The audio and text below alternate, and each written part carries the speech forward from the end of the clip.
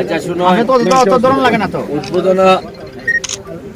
উপস্থিত আছেন আপনারা 1 নম্বর ইউনিয়নের সম্মানিত চেয়ারম্যান, উপস্থিত আছেন এখানে 3 নং ইউনিয়নের চেয়ারম্যান, এখানে আছেন আবার পটুয়াখালী সদর ইউনিয়নের চেয়ারম্যান। আমরা ভাগ্যবালা যে পাইলি যে পটুয়াখালীর লোক পাইছি। আমরা ব্যারিস্টার সুমন ফুটবল একাডেমির চেয়ারম্যান সোহাগ, এখানে আমরা মেম্বার বইয়ের নামটা কি?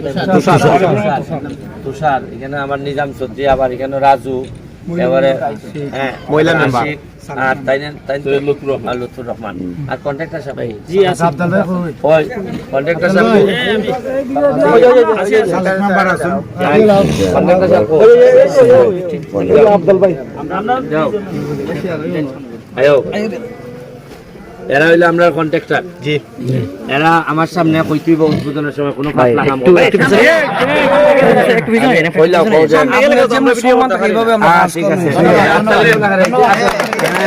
আমার উদ্বোধনের সে জরুরি কাম হইলো এরা কইতো যে আপনার লেগে পাতলা কাম করলে এরার জীবনে পাতলা থেকে যাইব। আমার কত হইলো যে যদি কাজটা কোয়ালিটি হয় তাহলে আমি চাই যে আমার এলাকার মানুষ যদি খাস করে কটা টাকা রুজি করতে পারে, এটা আমার লাগে আরো গর্বের বিষয়। ঠিক, কোয়ালিটিও থাকলো, আমার এলাকার মানুষের রুজিও করলো, তাহলে এমপি হিসাবে আমি সার্থক আমি মনে করি।